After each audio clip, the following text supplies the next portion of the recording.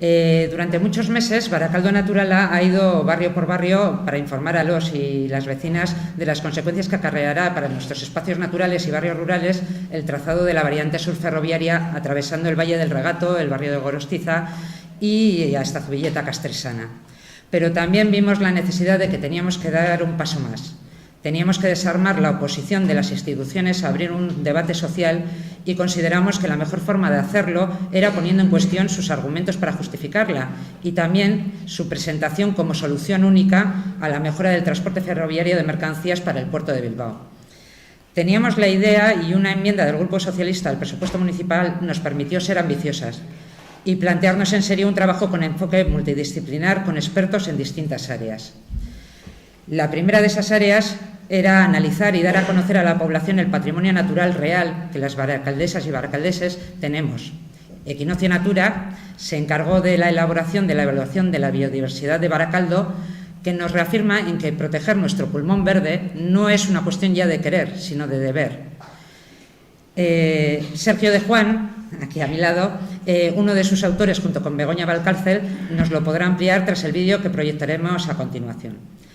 La segunda área era el análisis de la viabilidad técnica de la única alternativa asumible para una plataforma que nace para la defensa del patrimonio natural de Barakaldo y para poner freno a la artificialización de suelo natural. La alternativa cero, recuperando la vieja reivindicación de soterramiento de las vías de Renfe, algo que hemos de recordar que este ayuntamiento hace algunos años aprobó en pleno. Pero además contemplándola en las dos líneas de cercanías que pasan por Barakaldo. Así se presentan hoy las alternativas BN1 y BN2, respectivamente. En este apartado, los compañeros de Uracbide, Quimeche Echevarría y David Andrés Barandica, han realizado una labor encomiable que ha ido mucho más allá de un simple análisis de viabilidad, como más adelante podremos comprobar de la mano de Quimeche, que aunque todavía no está aquí, está a punto de llegar, viene del aeropuerto directamente para estar en este acto público. Para finalizar, había que evaluar el beneficio socioeconómico, el que nos dicen que tendrá esta nueva infraestructura en términos de estratégico, término que suelen aplicar como el límite de lo que se puede y no se puede cuestionar. Aquí los profesores de la UPV e integrantes del grupo de investigación Ecopol, David Hoyos y Gorka Bueno, dejan en evidencia lo conveniente de hacerlo, de cuestionar.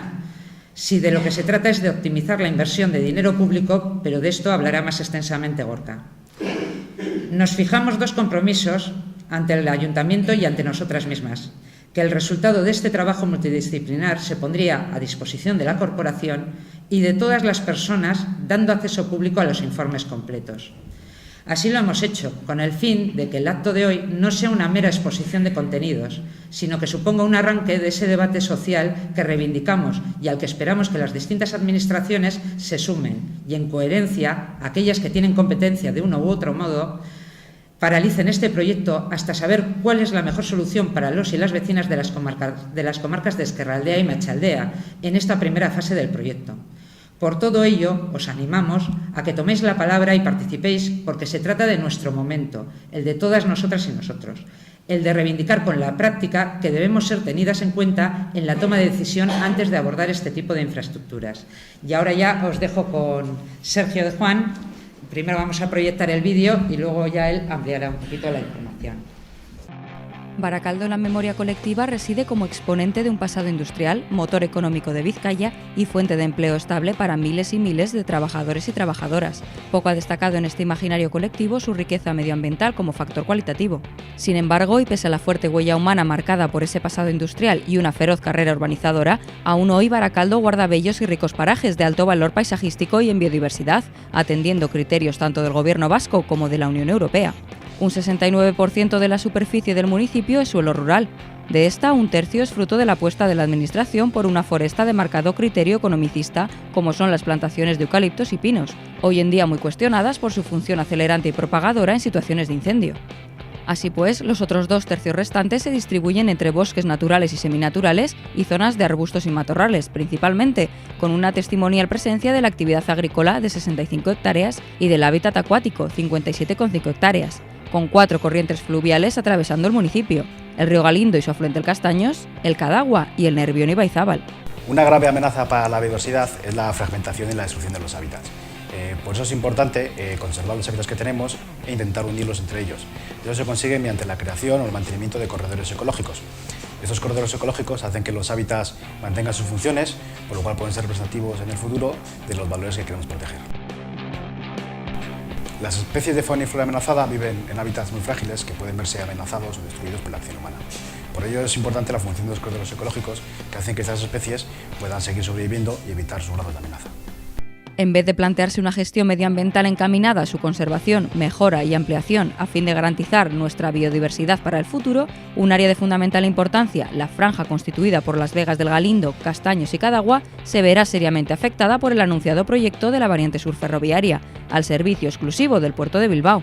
La zona también se vio afectada con anterioridad por la carretera Supersur, la tubería de abastecimiento de agua para Bilbao desde Ordunte, el pantano de Oyola, el embalse de Echevarría, la urbanización del entorno de Río Castaños y su canalización parcial, la celda de Lindané y el vertedero de Argalario, la estructura comercial del Megapark o el relleno del barranco de Santa Lucía con tierras procedentes de la Supersur.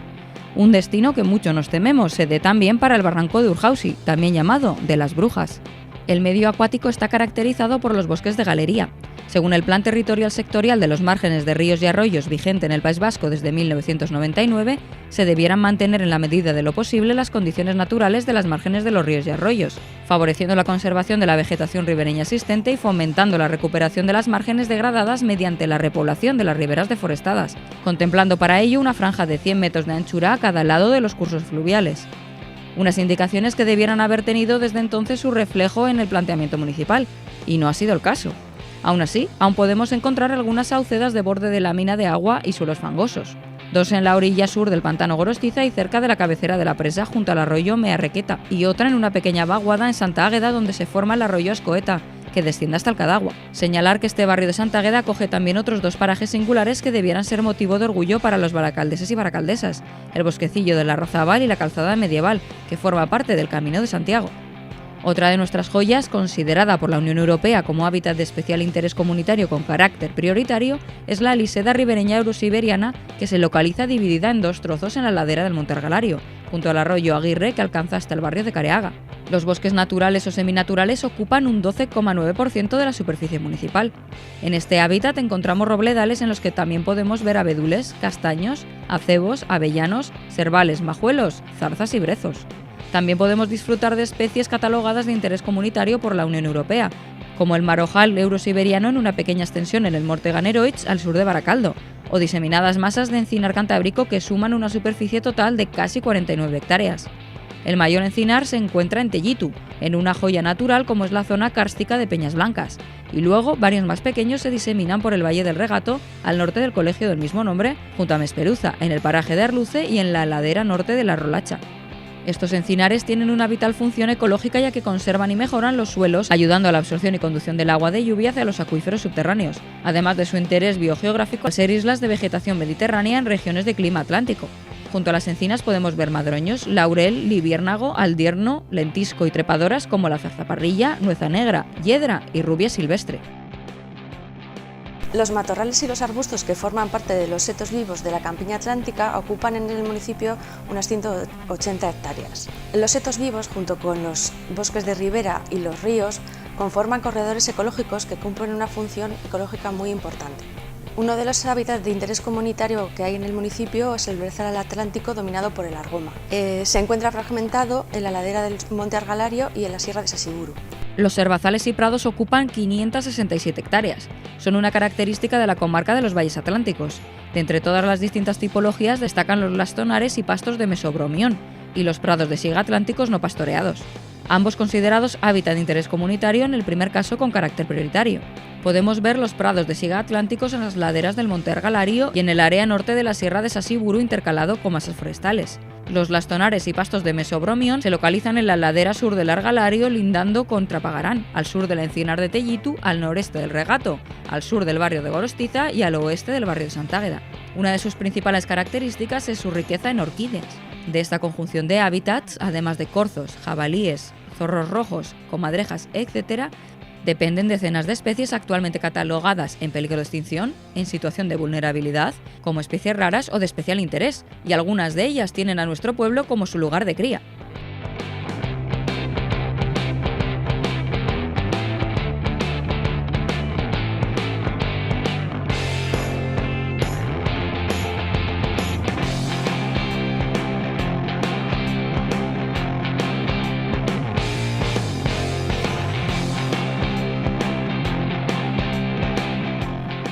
Para terminar, tenemos otro hábitat, el agrícola, seriamente amenazado por el diseño de brocha gorda de ingenieros remisos a desafiar sus propios límites en la búsqueda de soluciones a demandas concretas de infraestructuras.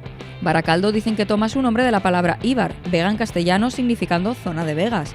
Y si algo caracteriza a las superficies de vegas es su riqueza natural y su idoneidad para la actividad agrícola. En la actualidad solo quedan 65 hectáreas que den testimonio de la presencia del sector primario en nuestro municipio y estas están distribuidas en pequeñas fincas y su mayor parte se localizan desde Ureta, más allá del Carrejo, hasta la margen izquierda baracaldesa del Cadagua, por donde Fomento y el gobierno vasco proyectan este nuevo desastre para el pulmón verde de Baracaldo.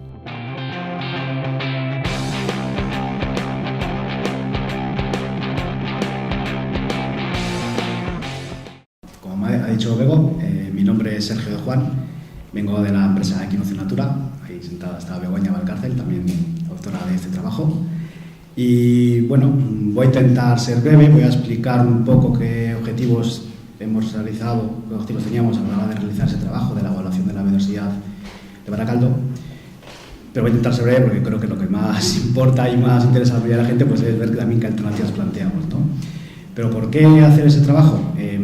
Porque, bueno, por un lado, pues todos los baracaldenses ya conocemos, ya sabemos lo que tenemos aquí, tanto pasear por nuestros montes, por nuestros valles, vamos conociendo lo que tenemos, pero no había ningún documento que plasmara, que englobara pues, una visión global, ¿no? Que nos facilitara ver qué valores tenemos y, bueno, si es tan desestructurado y tan alterado, como siempre nos dicen, pues una zona tan densamente poblada y tan machacada por la industria, o todavía mantenemos entornos no vírgenes, porque es imposible en la región en que vivimos, pero sí entornos con un alto valor natural. Y tengo que ser sincero, y la verdad es que la sorpresa ha sido grata, ha sido agradable, porque tú siempre es cuando vienes por el municipio tienes una visión parcial de lo que tienes, de lo que vas viendo con tus años de experiencias, y cuando lo pones todo en conjunto ves que, vaya, pues el municipio tiene más valor del que pensamos, ¿no? Y bueno, como vais a ver en este trabajo, pues el municipio de Baracaldo todavía conserva y guarda lugares con un alto valor ambiental y con especies con alto valor ambiental y claramente amenazadas. ¿Cuál puede ser el objetivo de esto? Bueno, aparte de dar una herramienta a la persona Baracaldo Natural, a la ciudadanía de Baracaldo, o al ayuntamiento, que es que al final ha financiado ese trabajo, de una herramienta de cómo conservar lo que tenemos, ¿no? Y qué impactos puede generar en ello la obra de la variante subferroviaria, un trabajo que todavía no sabemos, por lo cual no podemos todavía evaluar qué impacto va a tener, pero bueno, el trabajo ya está aquí para luego poder evaluarlo en el futuro. Es también una herramienta de cómo podemos de aquí al futuro conservar estos valores que tenemos del municipio de Baracaldo y qué figuras debemos hacer o qué pasos debemos hacer, ¿no? Entonces, bueno, pues con ese trabajo vamos a dar unas pinceladas, vamos a empezar a trabajar sobre ello porque hay zonas que conservar y vamos a ver cómo podemos hacerlo.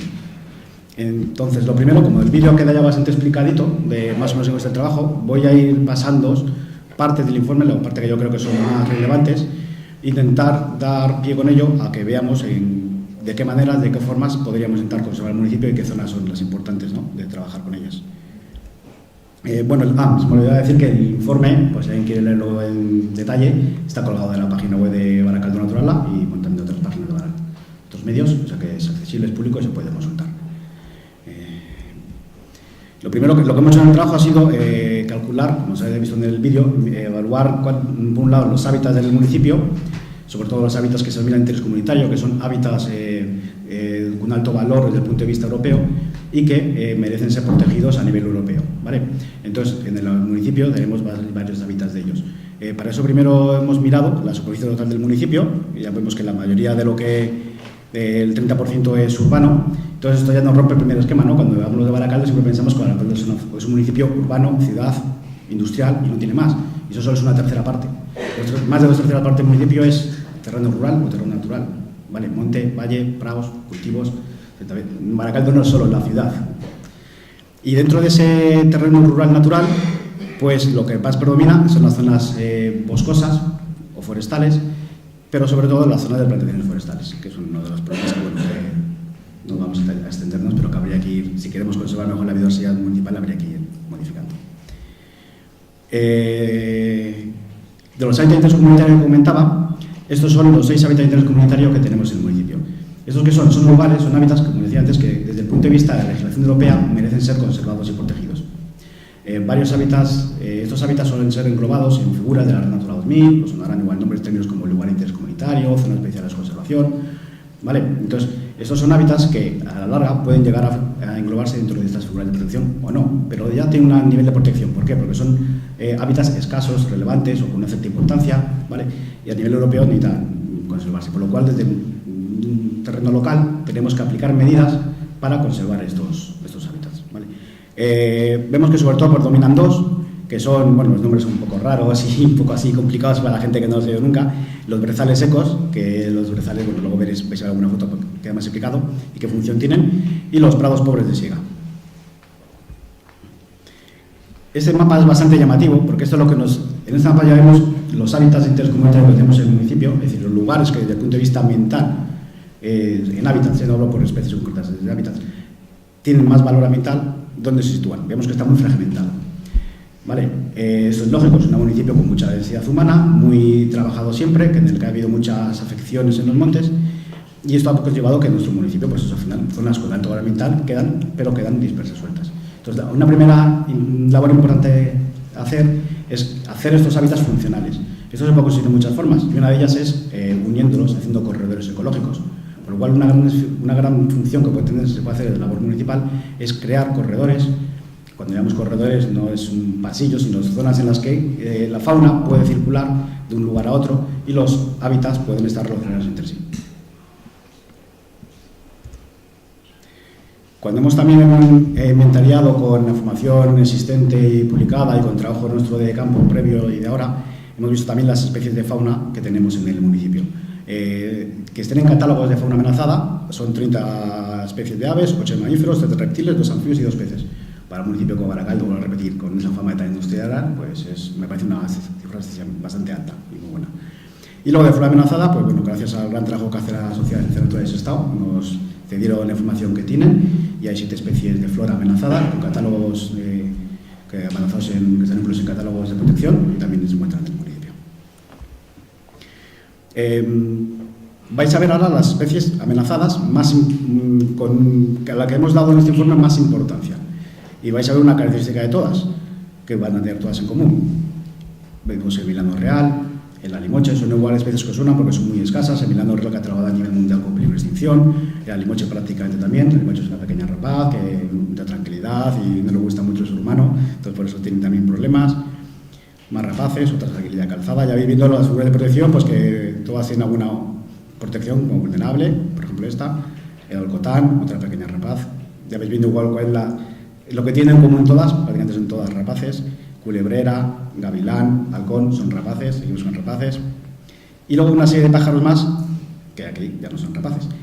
¿A qué nos lleva a pensar esto? Cuando hablamos de fauna amenazada y de proteger lugares más a la fauna, cuando hablo de pajarillos pequeñitos, como podemos tener en este documento, que tenemos el bisbita, el martín, el acentor, o cualquier otro animal pequeñito, esos animales pequeños generalmente suelen tener lugares más pequeños de área, de territorio, por lo cual quedan englobados la mayoría de ellos con los hábitats a proteger. Entonces, si protegemos los hábitats que hemos mencionado anteriormente, ya estamos siendo capaces de proteger a prácticamente muchas especies de fauna amenazada.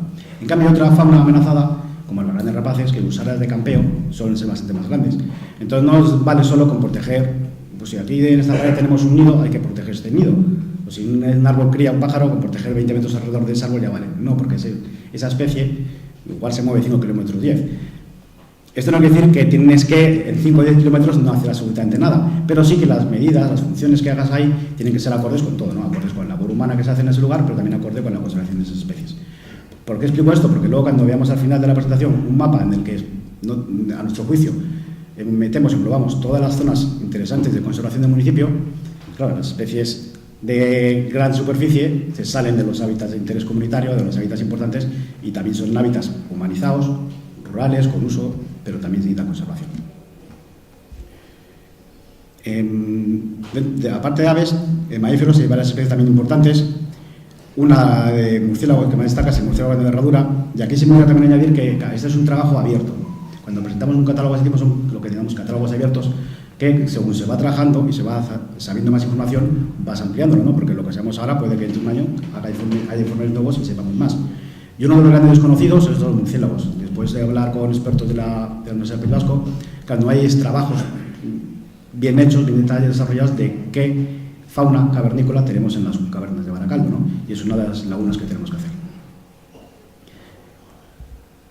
Tenemos también reptiles interesantes, algunas con cintas ocasionales, pero que están en el municipio, que si investigara más, interesara más, podríamos localizarlos, y anfibios. Estos son ejemplos de los animales catálogos que tenemos, y sobre todo, pues el pez espinoso, que es yo creo que de los con fauna de Baracaldo siempre es los más conocidos por toda la fama que le hemos dado estos últimos años, y que es nuestro animal estrella. Yo soy enamorado del pez espinoso, yo peleando con él y estoy siguiéndolo ya bastantes años, y es un pez que tiene plan de gestión, y esto conlleva que a la hora de hacer actuaciones en el municipio hay que tener en cuenta lo que marca ese plan de gestión, ¿no? Y hay que recordar, es preciso recordar que el río Castaños o Galindo, depende de los que de algunos, aquí Jesús nos llaman los castaños, desde el embalse hasta la zona intermareal, es decir, hasta el retuerto, esa zona, el río, en principio, debería ser intocable y no debería alterarse ni modificarse, porque debe conservarse el hábitat del espinoso. Y aparte de eso, desde la zona intermareal hasta 10 kilómetros aguas arriba, es decir, todo el río, es decir, hasta el Regato y más allá, es zona en la que el espinoso podría llegar. Baracaldo es bastante improbable por el tema del embalse, pero según la legislación era la zona en la que el pez podría llegar, ¿no? Por lo cual también son zonas a conservar y en las que no se debe alterar el río, ya así está marcado por el plan de gestión de la Diputación. La flora amenazada es lo que os comentaba, el listado que nos pasaron los compañeros de Ciencias Naturales del Estado, también 7 especies muy interesantes en el municipio. Aquí algunas fotillos de ellas para que sea más entretenido esto y no solo yo hablar.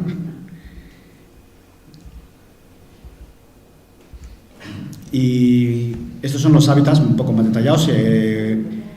Los brezales, que os comentaba, es esto, el típico monte que vemos, que parece que no tiene nada, son ganaderas y son arbustos, son algomas, no vale.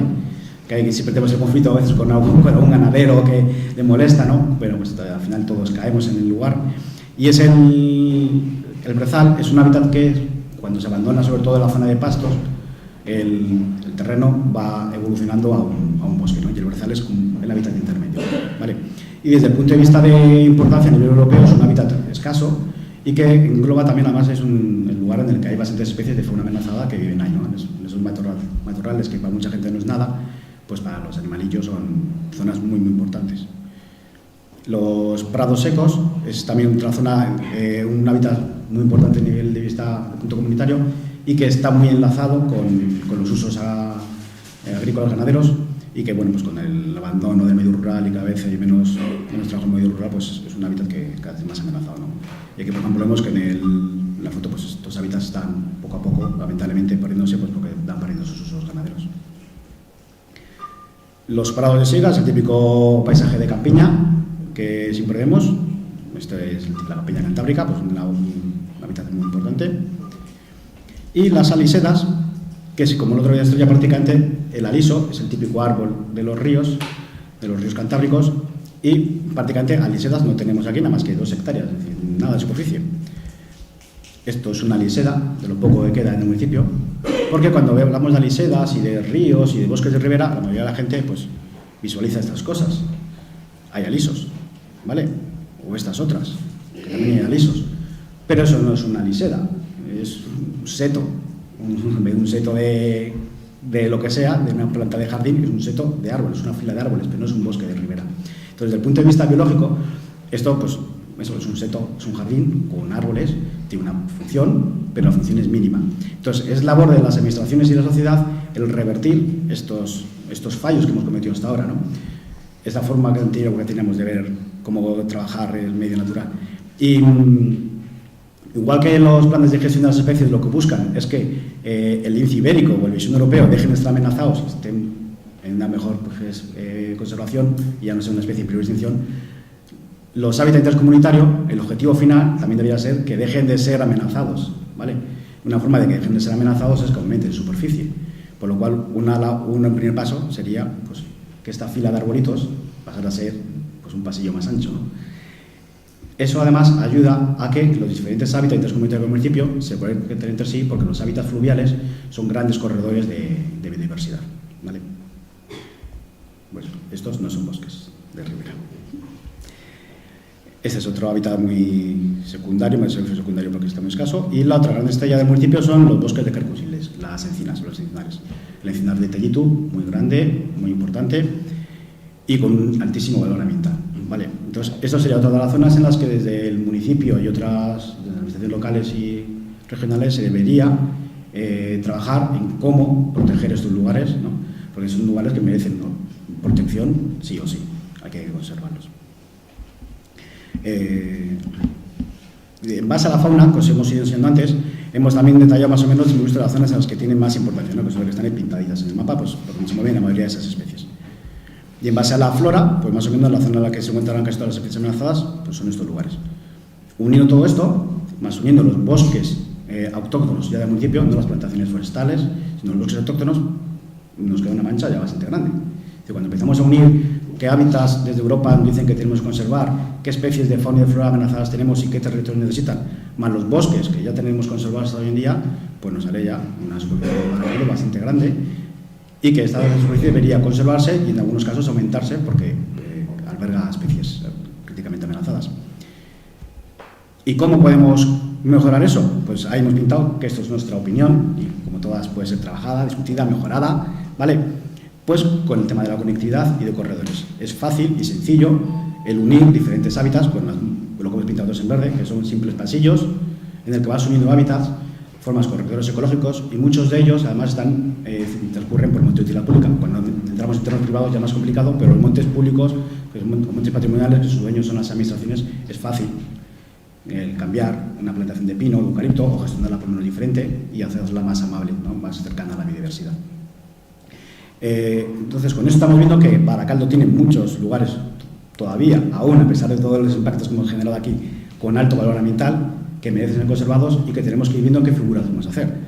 Cerquita tenemos el biotopo de Meacha Aldea, el biotopo terminado aprobado hace unos añitos y que llega pues hasta bien cerquita, hasta el monte derecha, pues aquí cerquita de Baracaldo. Sería fácil, si se quisiera, sería fácil ampliarlo y englobar, por ejemplo, el sur de Baracaldo, el encinar de Tellitu, los barrancos de Aguircha, porque son ambientes ecológicos que ya están dentro del biotopo de Valdamés. Tampoco modificaríamos nada del biotopo, sino que sería ampliar la superficie a lugares que en su momento se quedaron fuera. Es un primer paso, por ejemplo, a dar. Otro paso puede ser el plan territorial parcial que se está en revisión, habla de los corredores ecológicos, de unir diferentes lugares, como el Baneco Gorta, que es un lugar ambiental con el estuario del Barradún. Ese corredor ecológico tiene que pasar por todo el cordal de Algalario y montes de Arboleda. Bueno, es otra figura de protección. Y a nivel local tenemos figuras en el Plan General Urbano de ir modificando las plantaciones forestales que necesitamos por bosques y ir guardando y conservando zonas que mantengan los usos que pueden mantener ahora en el tema agrícola o tema rural, pero con una gestión incentivados y ayudando a conservar la biodiversidad. Y creo que ya me estoy pasando el tiempo y tampoco quiero que esto sea demasiado largo. Y bueno, pues eso, en definitiva, que Baracaldo es un municipio con hoy en día también un alto valor ambiental, con potencialidad para su mejora y su conservación, y que hay herramientas legislativas para trabajar en ello y conservarlo. Espero que este trabajo sea útil, tanto para la sociedad del municipio como para la administración, y que, bueno, que valga para que la variante sur ferroviaria no estropee ni deteriore este bonito lugar. Gracias.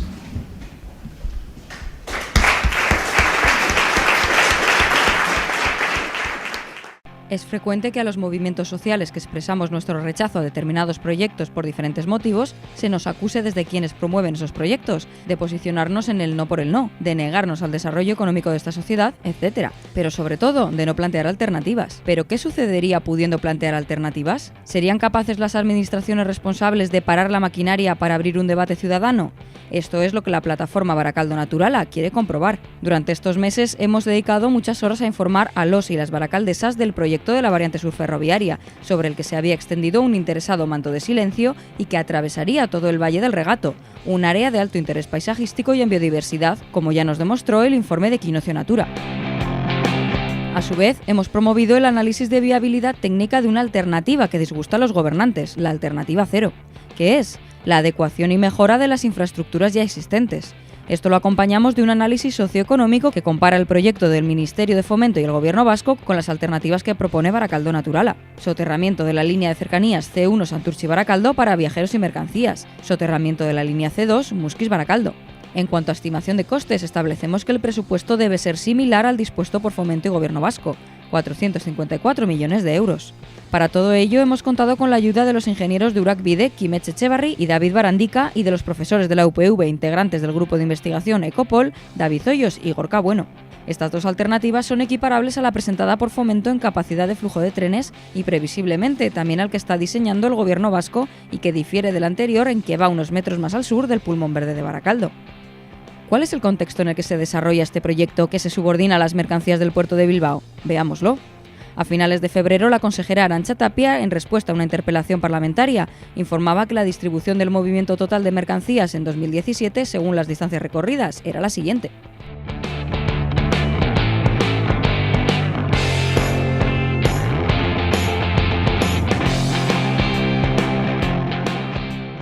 Y en cuanto a tipo de transporte, los desplazamientos fueron por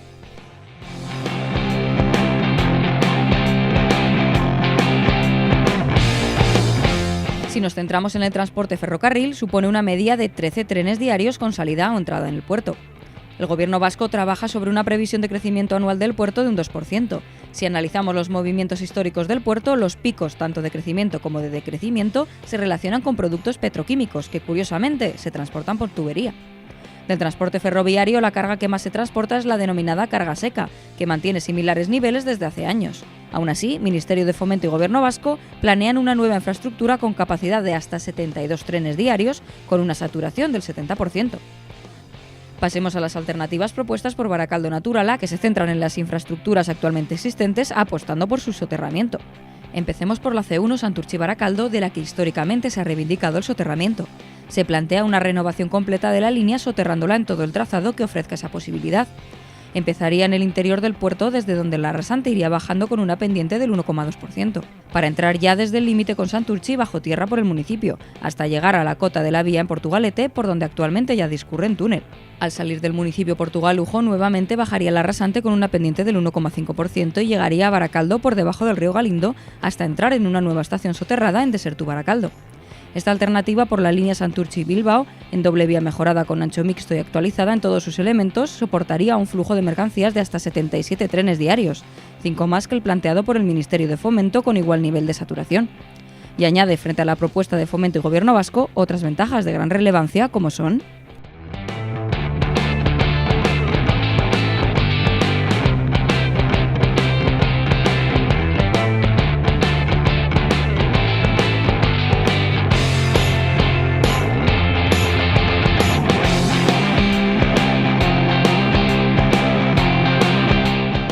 Pasemos ahora a la segunda alternativa que proponemos, el soterramiento de la línea C2 Muskiz-Baracaldo. Con un desdoblamiento completo a doble vía empezaría en el túnel de Serantes, cuyo uso tras una década tapiado es la única razón que se ofrece en el estudio informativo del Ministerio de Fomento para no analizar la alternativa cero. Teniendo en cuenta que este túnel, de ser utilizado, debería ser actualizado para cumplir las últimas normativas de seguridad, se propone bajar la rasante en su tramo final, incluyendo el ancho mixto. Así, la línea entraría en Ortuella ya soterrada, con una pendiente del 1,7% y discurriría igualmente soterrado por Trapagarán hasta el apeadero junto a Vilresa y entraría a Baracaldo bajo el río Galindo en doble túnel, siendo el resto del trayecto igual a nuestra primera alternativa. Su capacidad de flujo de trenes con una saturación del 70% se situaría, al igual que en el caso de la línea Santurtzi-Bilbao, en una media diaria de 77 trenes de mercancías, 5 más que la de Fomento y con las mismas ventajas de la alternativa 1, pero ahora para los municipios de Ortuella y Trapagarán junto con Baracaldo.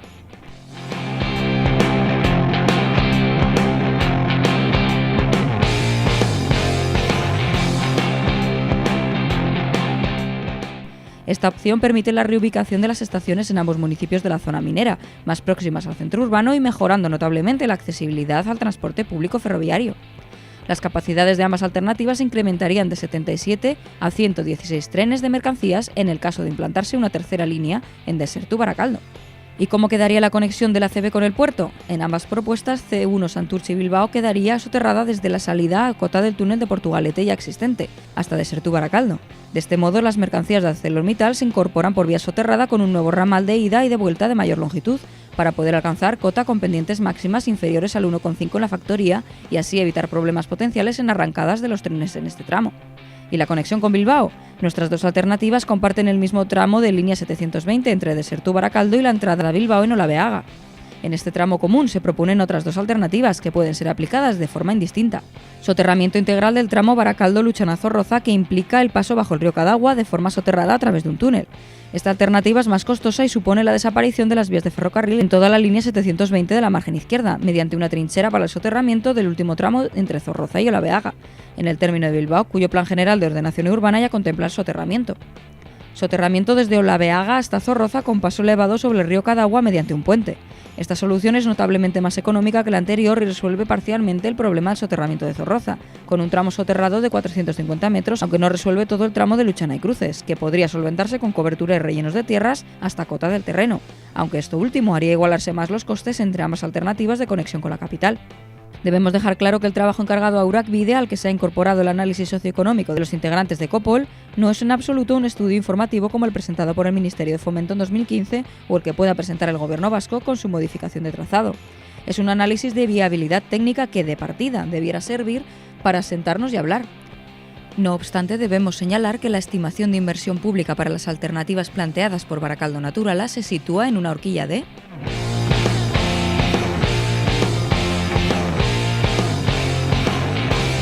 En cualquier caso, el objetivo de Barakaldo Naturala no es imponer una solución concreta, sino que las administraciones responsables, Fomento y Gobierno vasco, accedan a paralizar el proyecto para abrir un debate ciudadano, una vez constatado que existen otras alternativas viables para cumplir sus objetivos en relación exclusiva con el puerto y que añaden ventajas para las poblaciones de los municipios de Ezkerraldea y Meatzaldea, a las que consideramos que se les debiera dar voz y voto en una consulta popular.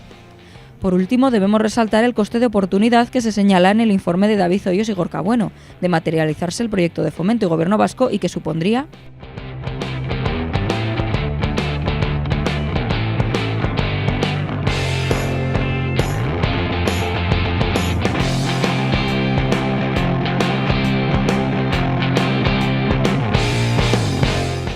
Con las alternativas que planteamos de no cumplirse los objetivos de tráfico ferroviario de mercancías del Gobierno vasco, como ya pasó con los fijados por la Diputación para la carretera Supersur y que la realidad ha dejado en la mitad, al menos se habría garantizado un servicio de transporte público para viajeros plenamente actualizado y dejado abierta la puerta a una importantísima regeneración urbanística en municipios de Ezkerraldea y Meatzaldea.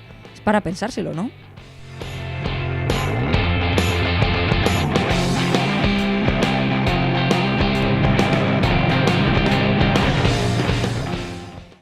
Bueno, arratsaldeon guztioi. Bueno, en esta segunda presentación vamos a tratar de explicaros lo que son los resultados del análisis socioeconómico que hemos hecho de las diferentes alternativas a la variante sur ferroviaria. Dado que este estudio lo hemos realizado, bueno, David Hoyos, mi compañero, y yo, Gorka Bueno, de la Universidad del País Vasco, apoyándonos fundamentalmente en el estudio técnico realizado por Uracbide Taldea, Ingenieritza Taldea, bueno, pues esta presentación la voy a realizar junto a Quimet Municha, que es el director técnico ingeniero que ha realizado el estudio técnico. Bueno, voy a hacer una breve descripción de lo que va a ser la estructura de la presentación para que tengáis una idea de lo que pretendemos contar. Y bueno, vamos a empezar con una pequeña introducción de lo que es el contexto que da lugar a la creación del proyecto de la variante sur ferroviaria. Para centrar un poco el tema, bueno, os voy a leer un párrafo que viene en el convenio de colaboración sobre la variante sur ferroviaria entre diferentes administraciones para sacar adelante el último proyecto, la última versión del proyecto, y en el que se nos describe pues muy someramente esta infraestructura. Se nos dice que es una infraestructura ferroviaria que conectará el puerto de Bilbao con las redes ferroviarias existentes de diferentes anchos de vía y cuya finalidad es facilitar el tránsito de mercancías del puerto de Bilbao, ya que debido a las ampliaciones y aumento de demanda que éste ha ido generando, junto al posible aumento de mercancías con la construcción de la Y vasca, se considera necesaria una variante de mercancías que libere de tráfico las líneas de cercanías, lo que contribuirá a mejorar la competitividad del puerto y, por tanto, del País Vasco, así como a mejorar la calidad de vida de los municipios por los que discurren las líneas férreas, pues se aminorarán las emisiones acústicas a las que puedan estar expuestos los vecinos y vecinas al no poder soportar los actuales apartaderos y playas de vías, la frecuencia de trenes de mercancías mientras circulan trenes de las líneas de cercanías de viajeros y viajeras. Bueno, pues esta serie de afirmaciones tan genéricas, bueno, pues la verdad es que hay determinados objetivos que seguramente son asumibles por muchos de nosotros y nosotras, ¿no? Lo que vamos a tratar de demostrar en esta presentación es que, bueno, pues aunque estos objetivos en principio puedan parecer buenos, nuestro análisis sí que concluye que, bueno, algunos realmente con la alternativa que nos propone la Administración pues no se cumplen, y hay otros que, aunque sí se cumplan, seguramente se pueden cumplir incluso mejor con otras alternativas como las que nos van a presentar los compañeros de Urarbide Taldea. Para ello, primero, bueno, pues Quimet nos va a hacer una breve presentación técnica de lo que son las principales características de la variante sur ferroviaria. Después volveré yo a explicaros un poco lo que es algunos elementos del contexto actual del transporte en la margen izquierda, que creo que es importante tener en cuenta porque sobre el transporte en la margen izquierda y también en concreto de la demanda de transporte ferroviario en la comarca, porque sí que lo que nosotros hemos visto pues dista un poco de lo que es la imagen que nos traslada la Administración y el proyecto. Después, a continuación, Quimet nos presentará ya más en concreto las alternativas que ellos han explorado y nos proponen, y acabaremos con pues un análisis comparado a través de un par de tablas de las diferentes alternativas para acabar, entre los dos, para acabar con las conclusiones. En este punto, le cedo la palabra a Quimet, que acaba de llegar. Yo no sé si quieres utilizar tu presentación, o tengo yo por aquí la presentación. No, en principio has puesto las tres alternativas. Voy a pasar a explicar esto. Bueno, Arratsaldeon.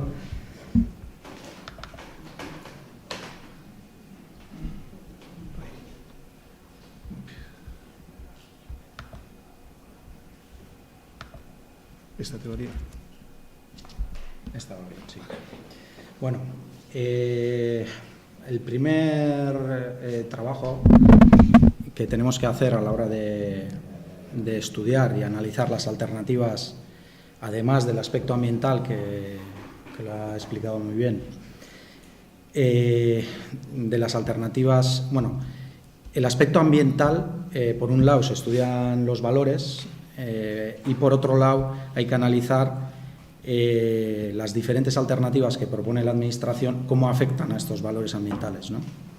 Entonces, he llegado un poco tarde, no sé si has llegado a explicar la afección que pueda haber. Bueno, pues igual hacemos un poco bien. La Administración, en el estudio informativo de 2015, presenta tres alternativas, o analiza tres alternativas que considera viables. Entonces, la primera alternativa, que sería la que veis en la parte superior, se llama conexión a Ortuella, y esta alternativa lo que propone es la conexión directa del túnel de Serantes, ya ejecutado desde hace 10 años y que está en desuso hoy en día. Sería la conexión directa con la línea C2 que viene de Músquiz hasta Baracaldo y se conectaría a la altura de Ortuella. Entonces, habría un pequeño trocito, un pequeño ramal que haría esta conexión con aparatos de vía, y tendría un tramo que va desde Ortuella hasta Trápaga por el trazado actual de la línea C2, que se desdoblaría. Es decir, hoy en día tiene una vía única, se pondrían dos vías en ese tramo para poder compatibilizar cruces de trenes y aumentar la capacidad.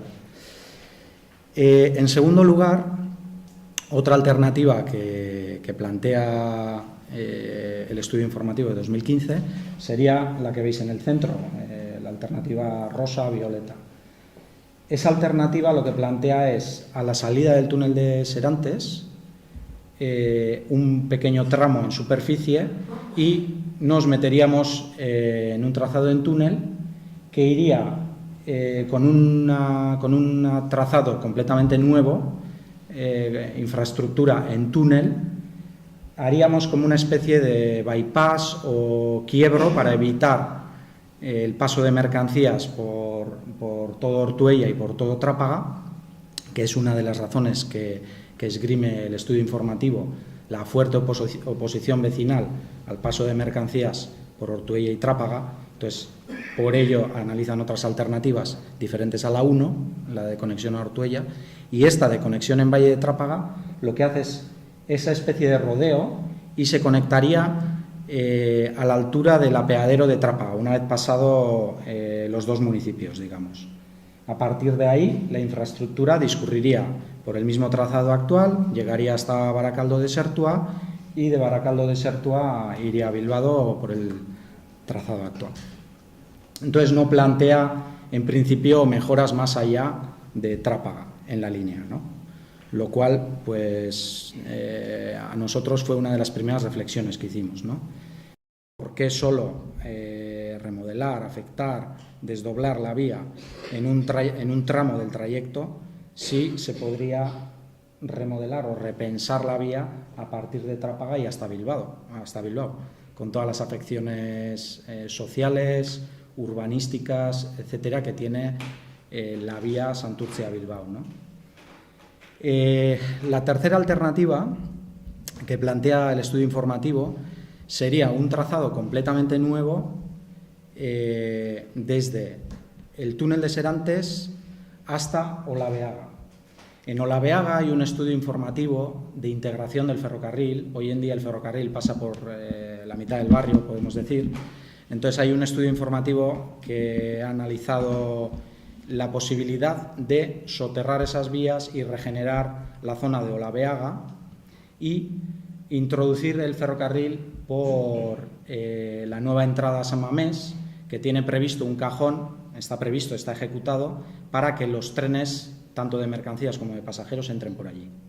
Entonces sería la conexión desde el inicio de Olabeaga a el cajón que está en la entrada en la nueva entrada de San Mamés, mediante una integración urbanística y soterrando el tren en ese trayecto, ¿no? Ahí empalmaría la alternativa 3. El resto del trayecto, ¿cuál es una de sus justificaciones principales? Es un trayecto que se diseña para velocidades de 250 km por hora, es decir, parámetros de alta velocidad, y eso condiciona completamente la vía, evidentemente, tanto en radios de giro como en pendientes, etcétera. Entonces, el trazado básicamente se realiza en túnel, pero hay algunas partes que son en superficie, como puede ser en Gorostiza y pasando el río Castaños. Estoy hablando del estudio informativo de 2015. Ahora comentaré la novedad que tenemos de esta semana del estudio informativo de 2018. Entonces pasa Gorostiza, el río Castaños en viaducto, y luego vuelve a pasar el Cadagua en viaducto por encima. Y luego desde ahí ya, con velocidades, hay una parada drástica de velocidad, como dice el estudio informativo. Bajamos de 250 a 40 km por hora y entramos en Olabeaga con toda la operación que he comentado anteriormente. No sé si comento ahora el estudio informativo nuevo. ¿Qué modificación trae con respecto a esta alternativa 3? Sí, yo creo que viene un poco, es un tema que todos lo sabemos. Me ha comentado Bego que incluso se ha buzoneado, bueno, se han puesto carteles explicando. Ha habido en ETV también un anuncio, un reportaje, digamos, explicando la alternativa. También ha salido en prensa, yo lo he podido leer en diferentes periódicos, entonces se le ha dado mucho bombo y yo creo que merece ser explicado, ¿no? Entonces, por parte de Baracaldo Naturala, antes de empezar con este proceso de plantear alternativas, la preocupación era las afecciones que tenía la alternativa 3, que era la elegida el año 2015. Las afecciones en las zonas más delicadas y con más valor de Baracaldo, ¿no? Entonces, el estudio informativo nuevo parece ser que ha intentado minimizar esas afecciones, ¿no? Lo que ocurre, yo tengo un par de cuestiones, no he visto el proyecto, lo que sí he visto son unos planos que son a una escala bastante grande, que no me dan a mí pie a saber qué grado de madurez o qué grado de desarrollo tiene ese estudio informativo, ¿no? En principio, lo que sí me resulta un poco chocante es que el trazado ya viene... bueno, tengo que explicar una cosa. Los trazados de trenes de mercancías tienen una limitación de pendientes bastante... Los trenes cargados les cuesta arrancar y parar y volver a arrancar, entonces tienen una limitación de pendiente del orden del 15 por 1000, o sea, es una pendiente muy pequeñita. Eso es un 1,5%, digamos, 15 milésimas. Y excepcionalmente puede llegar a 18 milésimas, cuando está muy justificado porque no hay otro encaje. El trazado de la alternativa 3 y también el de la alternativa 2 de la Administración ya venía limitado por algunos puntos con pendiente excepcional del 18% y con muchos tramos al 15%. Entonces, el encaje que hayan hecho, supongo que técnicamente será posible, difícil, pero el encaje que han hecho ya lo veo yo un poco ajustado a la hora de pasar, por ejemplo, por debajo del río Castaños, ¿no? Un río que supuestamente, como he podido oír a Sergio, no se debería tocar desde el punto de vista ambiental, o no se podría tocar, o no estaría justificado artificializar o alterar. Bueno, entonces, el trazado pasa rozando el río Castaños, digamos, ¿no? Yo no sé, como no he visto los planos en detalle, allí me da la impresión de que pasa a 2 o 3 metros de lo que es el fondo del cauce, con lo cual ahí ya tenemos un tema bastante delicado. Y luego estaría el paso del Cadagua, que se sigue manteniendo en superficie, en viaducto, y bueno, la construcción de un túnel que va rozando el cauce, yo supongo que se hará por túnel inundado, una galería inundada, que es una excavación, un dragado, meter un cajón y volverlo a tapar. Eso tiene unas afecciones claras, ¿no? Entiendo yo. ¿Quieres que diga? Sí.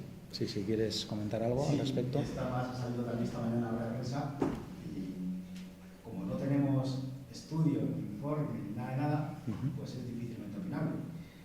Por lo que parece, puede ser también, si quiere, un gran impacto porque afecta al cauce del río y a toda su dinámica. Pero bueno, como tenemos una noticia de una foto en la que han hecho una raya encima, bueno, pues técnicamente yo como consultor ambiental no me atrevo a decir el impacto que tiene porque no he visto. Sí. No existe esto. Pero la noticia sí que hablaba de hacer un falso túnel de unos 200, 300 metros. Una trinchera. Del Castaño, claro. Con lo cual, pues en fin. Habría que vaciar el pantano. Un poquito débil, pues lo dejas muerto.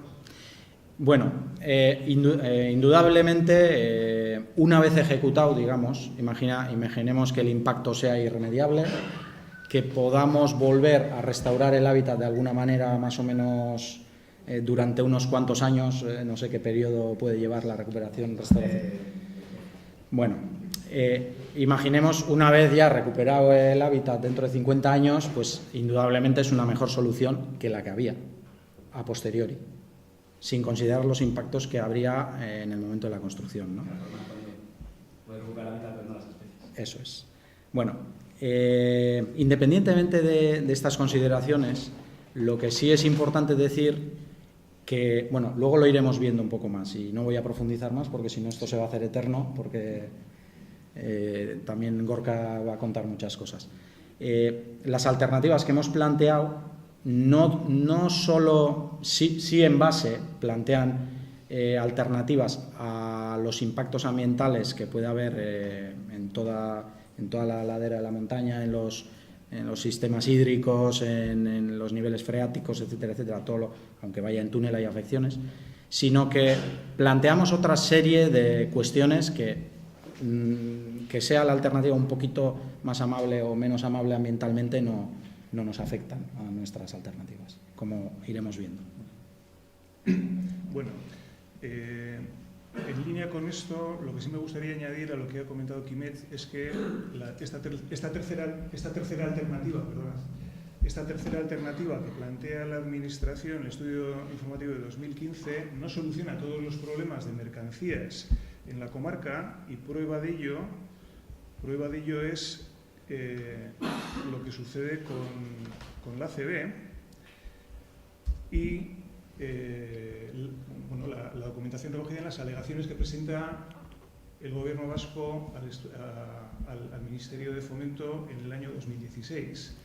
En estas alegaciones se puede observar la figura que veis en la pantalla, en la cual se reconoce que hay un problema con los trenes de mercancías que sale del ACB y como posible solución, dado que la variante sur ferroviaria no es capaz de asumir ese tráfico, se propone el utilizar el túnel de la Iberia para dar salida a los trenes de mercancías del ACB, conectándolos directamente a la línea 722, que es la que en estos momentos da servicio a la línea C2 de cercanías de Renfe, con lo cual se daría la paradoja de que con la variante sur ferroviaria tendríamos trenes de mercancías pasando por Meatzaldea que en estos momentos no están pasando, porque en estos momentos pueden salir directamente a través de Barakaldo. Con lo cual, bueno, pues se da la paradoja de que en algunos elementos incluso la situación, con las alternativas en estos momentos que hay encima de la mesa, la situación empeore en algunas zonas.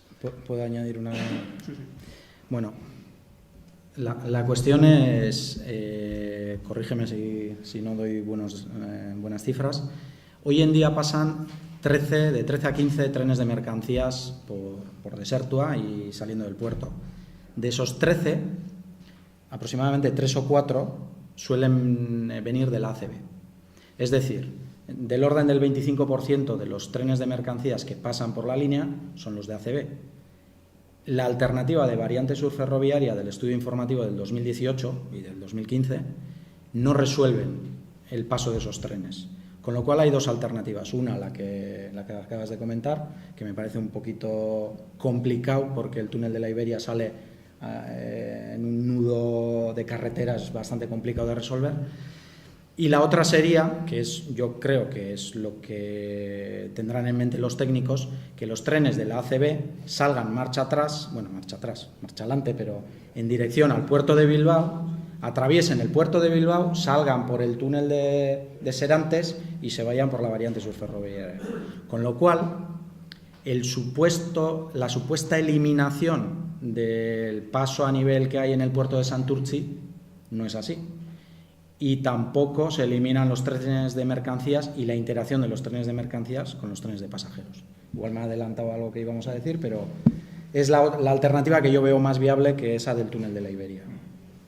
Sí, lo que queda por añadir es que, bueno, en principio, las dos propuestas que nos propone Urabide, en principio, sí que solucionan el problema del ACB. Bueno, ante esto, bueno, pues aquí tienes una lista de las justificaciones de la variante sur ferroviaria recogida en la administración. Más cerca igual. Vale, es que igual retumba. Vale.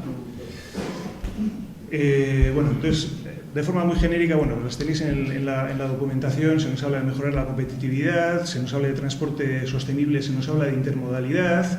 Se nos dice que, bueno, pues que se va a poner en relación directa el puerto de Bilbao con Europa, de que se va a mejorar la calidad de vida de las personas, se va a reducir afecciones, problemas de ruido, etcétera, que se va a liberar tráfico, impactos en las ciudades, etcétera. Lo que tenemos que decir ante esto es que, bueno, pues que hay elementos que directamente, bueno, pues nosotros hemos descubierto que no se ajustan a la realidad. Voy a tratar un poco de desgranarlos y que hay algunas contradicciones importantes. Ya de entrada, bueno, sí que hemos constatado que una línea de argumentación fuerte a favor de la variante sur ferroviaria es precisamente la intermodalidad que de alguna forma la variante sur ferroviaria favorece la intermodalidad, pero hay que decir que interoperabilidad, pero la interoperabilidad que se potencia tanto a nivel de Europa como a nivel del Estado es precisamente la interoperabilidad de mercancías y pasajeros en la red convencional, mientras que esta alternativa lo que de alguna forma promueve es la conexión de la variante sur ferroviaria con la Y vasca, que es una línea de alta velocidad que en el escenario europeo y estatal está de alguna forma destinada exclusivamente para el transporte de pasajeros. Por otro lado, también hay que decir que, bueno, pues que la variante sur ferroviaria presenta el problema de que retrasa posibles mejoras en las líneas 720 y 722 que dan servicio a las líneas de cercanías en la comarca, que son, en principio, un elemento fundamental de un compromiso que ya, bueno, de un mandato que ha realizado ya el Parlamento Vasco en la línea de tratar de, de rescatar la comarca desde el punto de vista urbanístico e industrial, ¿no? Y en ese sentido, esta variante subferroviaria sí que podría dar lugar a una desinversión y a una degradación de estas infraestructuras que daría lugar a la creación de lo que se conoce técnicamente como basura ferroviaria, es decir, unas infraestructuras que quedan en tal nivel de desuso y de mal estado que al final acaban siendo abandonadas. Por otro lado, también hemos visto importantes discrepancias entre lo que es el análisis que hacen los estudios informativos y el proyecto del contexto de la demanda de transporte, tanto de mercancías como ferroviaria en general, en la comarca. Se nos dice constantemente que el tráfico en el puerto de Bilbao es creciente durante estos últimos años y hay que decir que eso no se ajusta a la realidad. Aquí tenéis, por ejemplo, una gráfica en la cual se demuestra que en estos últimos años todavía no hemos superado el pico de tráfico de mercancías en el puerto de Bilbao que se dio allá por el año 2008. Sí que es cierto que ha habido un pequeño crecimiento estos últimos años, pero de cualquier forma las subidas y bajadas están ligadas sobre todo al tráfico de mercancías líquidas, sobre todo a través de tubería ligada al petróleo que llega y sale de Petronor. En lo que respecta a mercancía sólida, el transporte del puerto está muy estable, en torno a los 15 millones de toneladas desde hace ya muchos años.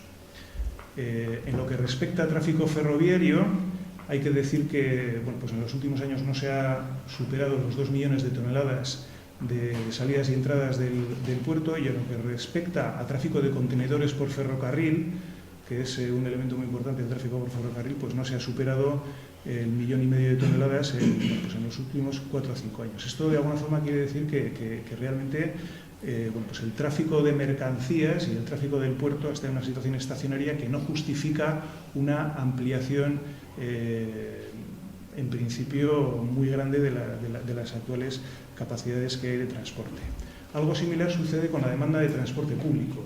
Durante estos últimos años, el número de pasajeros que se mueven en la comarca en transporte público se ha situado siempre por debajo de 50 millones de pasajeros anuales. Incluso se nota una ligera reducción hacia los 45 millones en estos últimos años, y lo que se observa también es sobre todo que ha habido un desplazamiento de viajeros precisamente de las líneas de cercanías al metro, sobre todo de la línea C1 a la línea 2 del metro, tras su progresiva implantación en la comarca.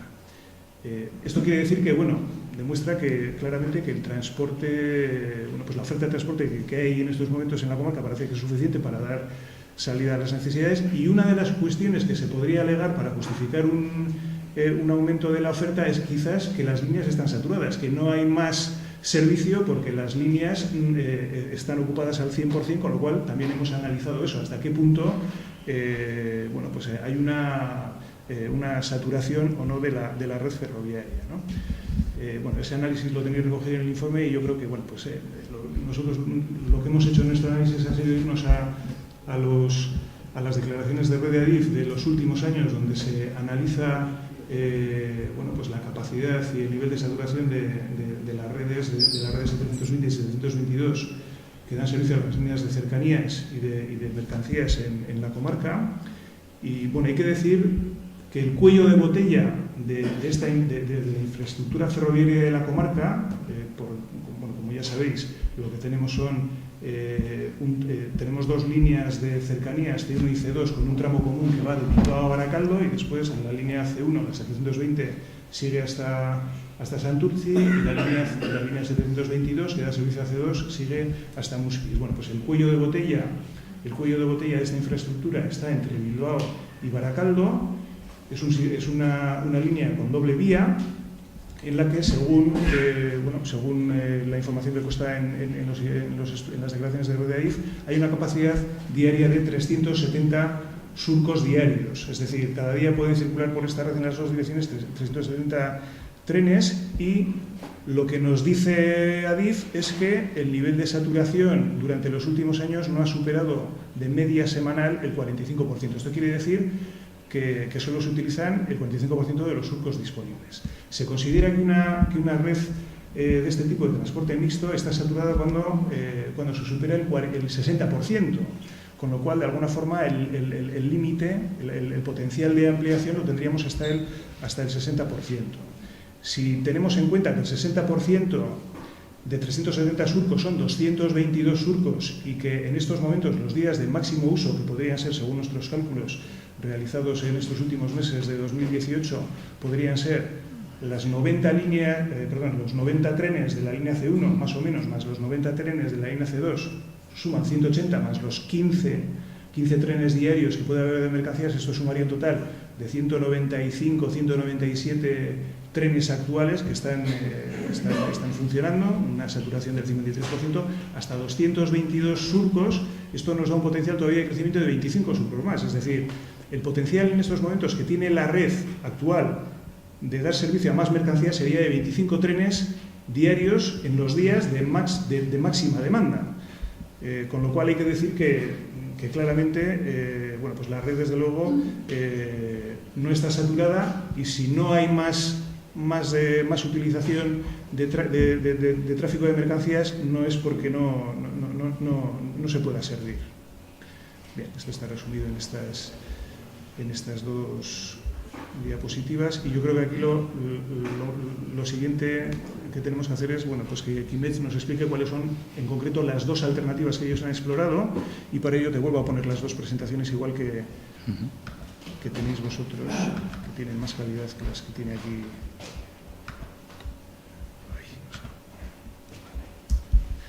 Bien, esta sería la alternativa 1. Vale. Bueno, permitidme igual... ¿Quieres poner? No.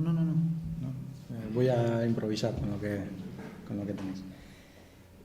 Permitirme un poco, igual, una cosa que ha quedado no clara, no demasiado clara, bajo mi punto de vista, con lo que hemos dicho, aunque a lo mejor vosotros lo tenéis claro ya de entrada, ¿no? Y es que una de las justificaciones más importantes de la alternativa 3 es su interoperabilidad con la alta velocidad ferroviaria.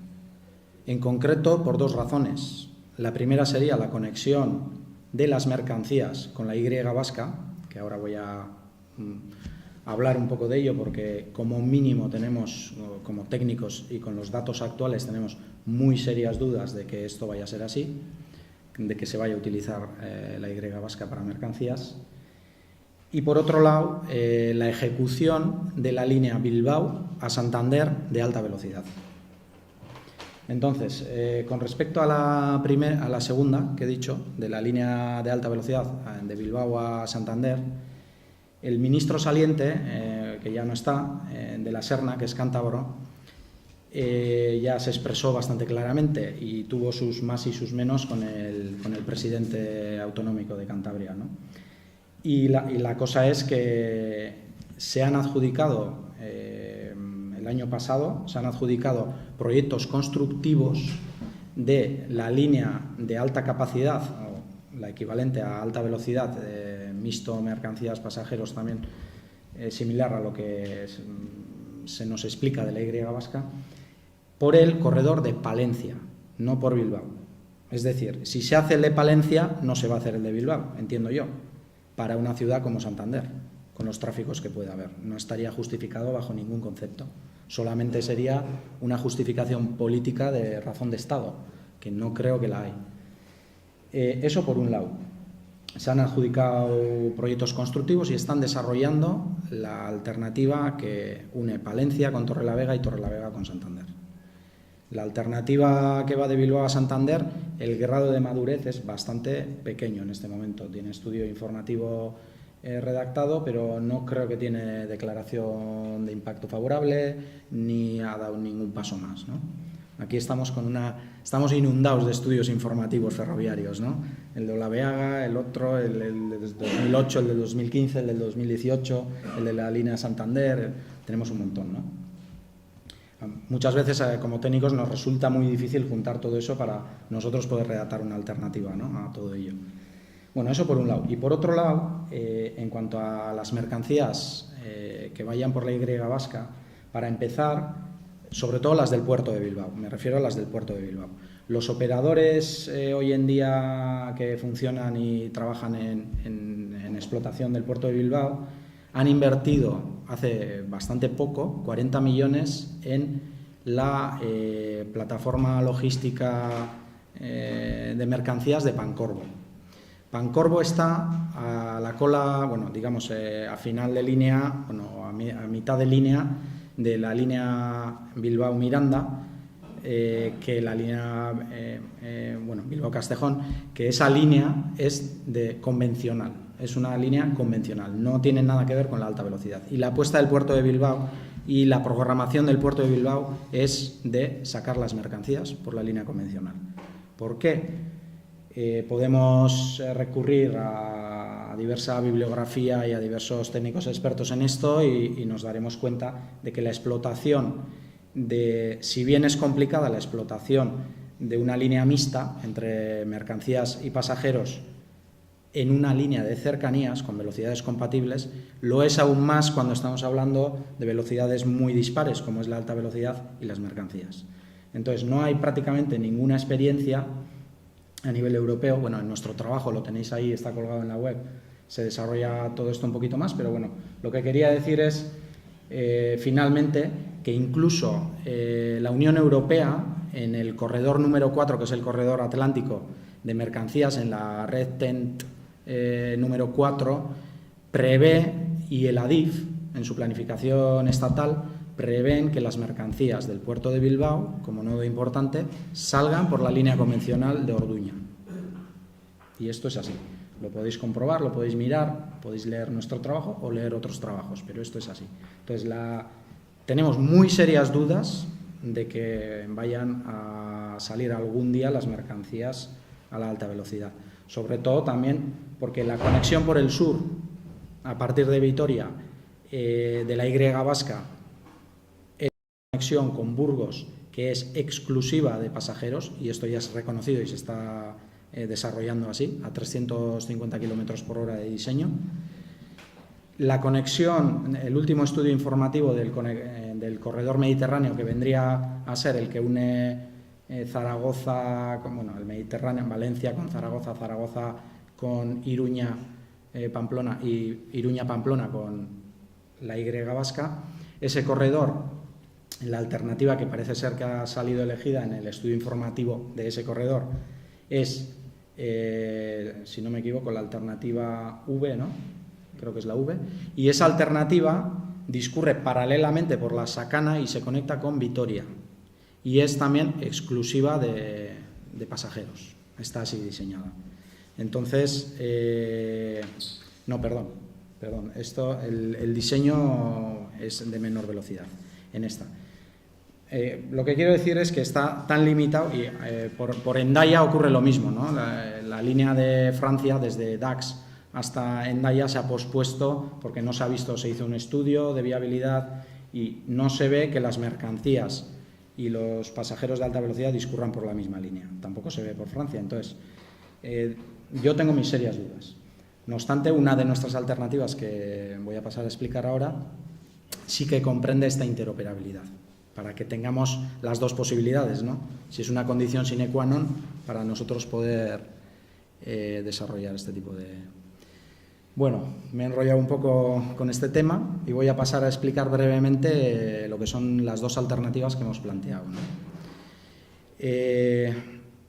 Una de las razones principales que nos llevó a pensar otro tipo de alternativas fue la de, vistos los datos de capacidad de funcionamiento de vía y estudiando las posibilidades que había de regenerar y mejorar las vías actuales, no veíamos sentido en duplicar, hacer nuevas infraestructuras, como se hace habitualmente, ¿no? Con la Supersur, lo mismo con la Supersur de carretera, me refiero, o con otro tipo de infraestructura. Siempre vamos duplicando segundo anillo, tercer anillo, M30, M40, M50. Entonces, si es posible, en términos económicos, técnicos, y de afecciones sociales desarrollar otra alternativa, pues íbamos a tirar por ahí, no duplicar, sino aprovechar lo que existe. Entonces, el planteamiento es bastante claro.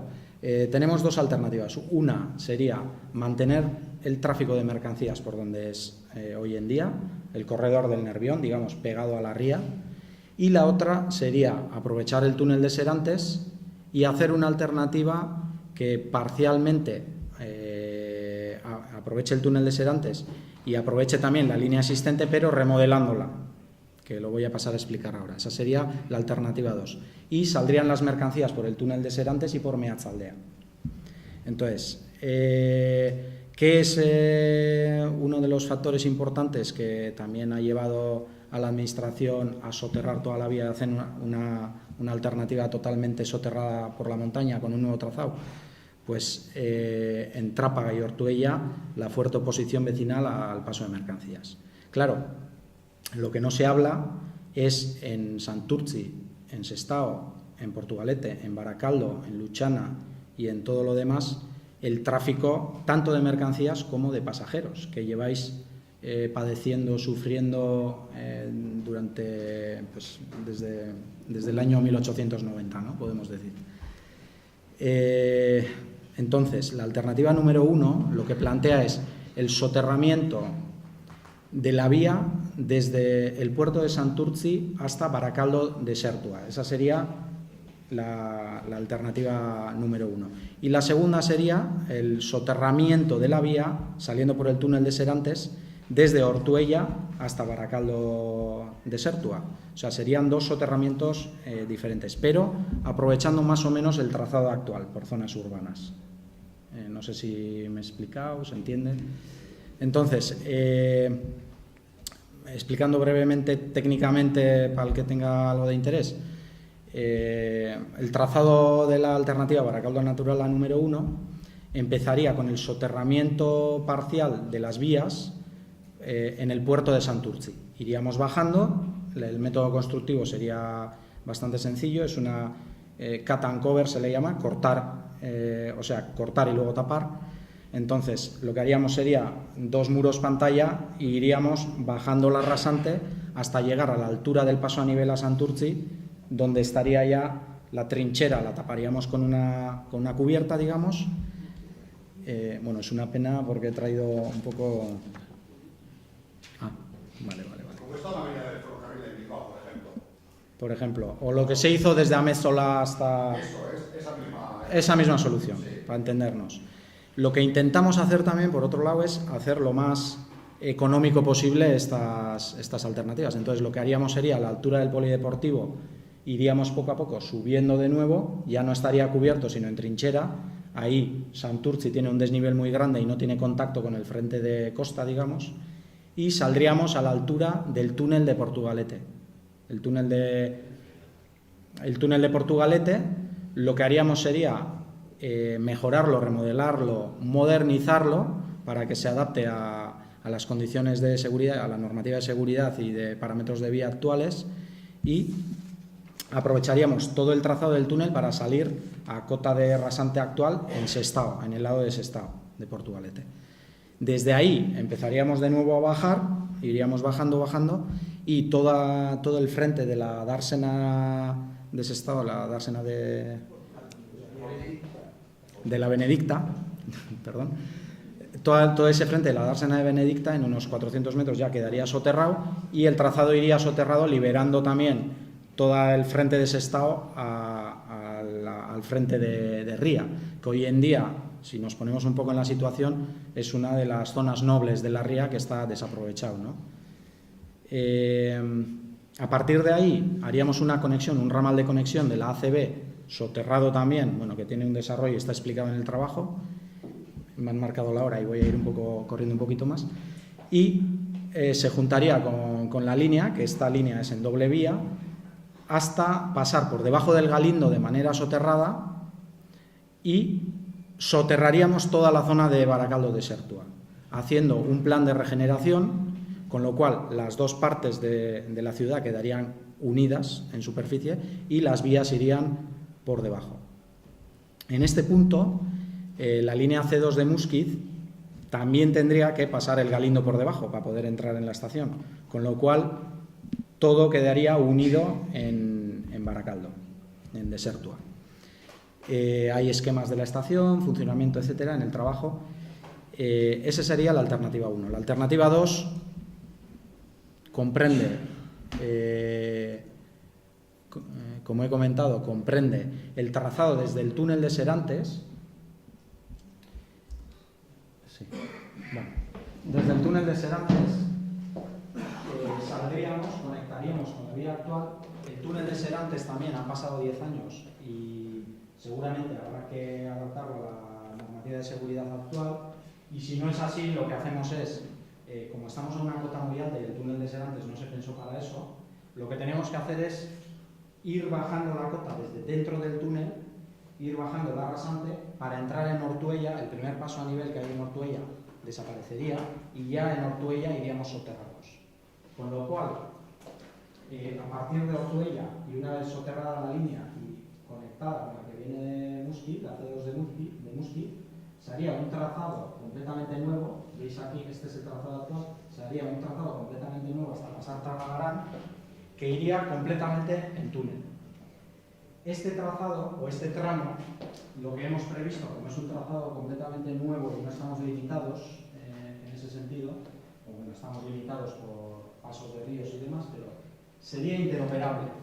Con lo cual, si algún día, que antes por lo que he comentado, yo no lo veo posible, pero si algún día tuviera que venir la línea de alta velocidad, este tramo de trazado completamente nuevo sería interoperable para la línea de velocidad a Santander, lo cual no creemos que va a ser necesario. Entonces, a partir de Trapagarán, la vía actual discurre, la C2 actual discurre en superficie, entre polígonos industriales, no afecta a zonas urbanas, podemos decir, hasta pasar por detrás la planta depuradora de Galindo. Entonces, en ese trayecto saldríamos de nuevo a superficie, iríamos en superficie desdoblando la línea, que ahora tiene una vía, pasaríamos a 2 vías, y pasaríamos el Galindo por debajo en un túnel doble para entrar en Santurtzi de la misma manera que en la alternativa 1, soterrado. Entonces, la única cuestión que nos quedaría pendiente sería sacar las mercancías del ACB, que igualmente haríamos igual que en la alternativa 1, soterrada y entra en Santurtzi, lo mismo que la línea C1. Con lo cual, esta alternativa 2 tendría en común el tramo que va desde la salida del túnel de Portugalete hasta Baracaldo. Sería prácticamente la misma solución. Bien, estas son las dos alternativas que habría conceptualmente.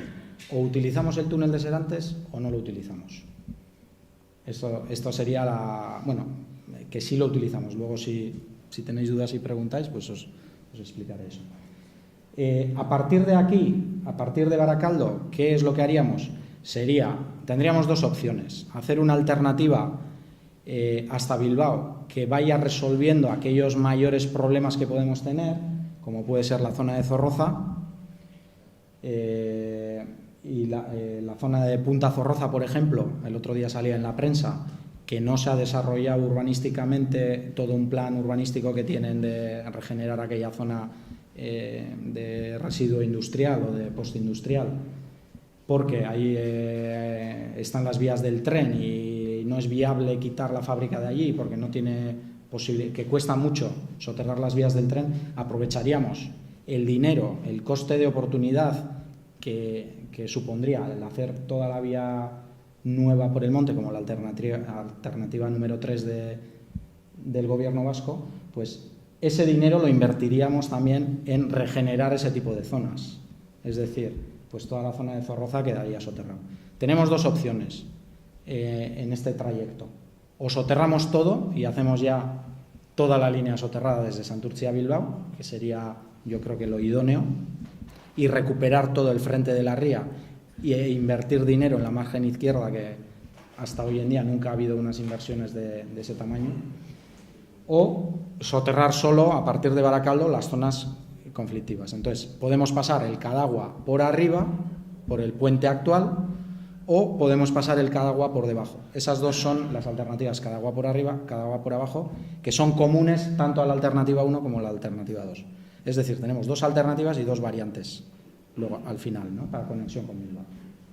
Y a grosso modo sería esto lo que hemos trabajado.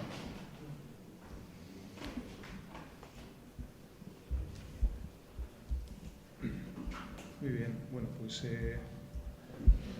pues lo que queda por presentaros aquí, tampoco tenemos mucho tiempo, es el análisis comparado de las alternativas, que básicamente consiste en resumir bastante de lo que ya hemos comentado en esta tabla que tenéis aquí, que nosotros trataremos de recoger una nueva versión de nuestro informe con alguna explicación complementaria. En realidad, aquí os voy a mostrar dos tablas. En la primera de ellas se comparan cuatro alternativas, cuatro situaciones diferentes. La primera de ellas es la situación actual en la que no hay ningún tipo de desarrollo, y después tendríamos la alternativa 3 del Ministerio de Fomento y las alternativas Barakaldo Naturala 1 y 2. Como veis, se señala en color rojo elementos en principio negativos y en color verde elementos positivos, y en otros colores en principio resultados neutros. Me voy a centrar en algunas cuestiones de forma rápida. Con respecto al transporte de mercancías, lo que sí queremos resaltar es que la conclusión de nuestro análisis es que desde el punto de vista del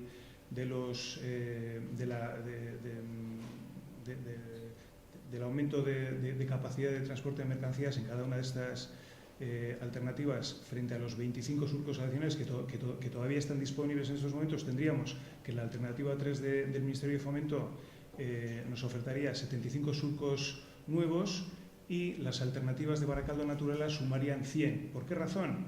Pues así resumido de forma muy gráfica y muy breve, la cuestión está en que las alternativas que nos plantea Urakbide Talvea consisten básicamente en añadir una tercera vía al tramo que va entre Barakaldo y Bilbao. Es como si la variante sur ferroviaria la estuviéramos llevando justo al tramo que va entre Barakaldo y Bilbao, y además lo estaríamos soterrando, con lo cual automáticamente ya esa tercera vía dedicada a mercancías ya automáticamente elimina el cuello de botella de esa zona, y el cuello de botella de la nueva red se trasladaría a los otros dos tramos que ya en cada una de las dos alternativas estarían a doble vía, y en la medida en que tienen la misma estructura que en la situación actual, en el tramo entre Barakaldo y Bilbao, tendrían nuevamente una capacidad de 370 surcos, pero con la diferencia de que ahora en estos momentos estamos quitando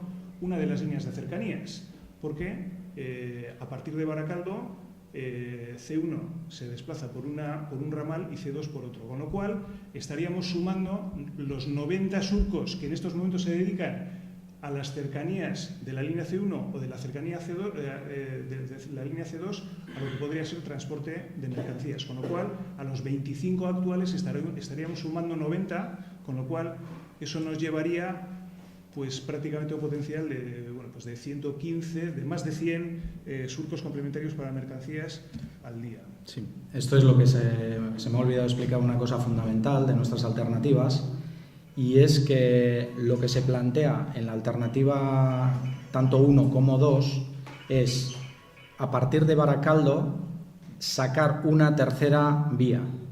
Es decir, hoy en día hay dos, sacaríamos una tercera vía, aprovechando que se regenera toda esa zona, ¿no? También hay que decir que las alternativas de Barakaldo Naturala sí que dan solución al problema del ACB, cosa que no hace la alternativa del Ministerio de Fomento, no completamente. Y aparte, ya más centrado en lo que es el análisis socioeconómico, sí que nosotros, fundamentalmente David Hoyos ha hecho un análisis socioeconómico de diferentes aspectos, donde hemos analizado diferentes aspectos del impacto del funcionamiento de la red, y hay que decir que, por un lado, dado que las alternativas de Barakaldo Naturala implican la regeneración urbana, integración del ferrocarril mientras que la alternativa del Ministerio no lo hace, pues eso da lugar a una rentabilidad social que debe de computarse a favor de las alternativas de Barakaldo Naturala.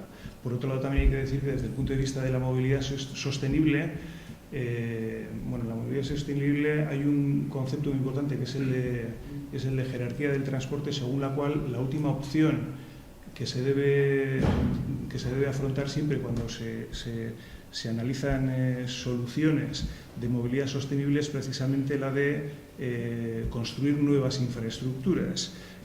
Aquí hay que decir que en la medida en que las alternativas de Barakaldo Naturala estarían planteando la mejora de una infraestructura ya existente, pues esto implicaría una ventaja claramente importante frente a la alternativa del Ministerio de Fomento. Desde el punto de vista de los impactos ambientales, pues bueno, ya ha quedado claro que, como nos ha explicado Sergio, que en el caso de la alternativa del Ministerio de Fomento serían importantes porque estamos hablando de una infraestructura nueva, un entorno rural, mientras que las alternativas de Barakaldo Naturala se limitan a un entorno urbano y periurbano. David ha realizado una estimación incluso de costes ambientales que nos llevan a un coste de casi 40 millones de euros que serían inexistentes en el caso de la mejora de las líneas actuales. Y por otro lado también, yo he realizado un estudio de cargas ambientales ligadas a la construcción que nos permiten concluir que más o menos lo que son los impactos ambientales son del mismo orden y seguramente incluso inferiores, ya que hay determinados elementos que no hemos tenido en cuenta y que benefician claramente a la alternativa del Ministerio de Fomento, como el hecho de que al final la construcción de las alternativas de Barakaldo Naturala se van a centrar en un entorno que obviamente no es natural, mientras en el caso del Ministerio de Fomento sería así.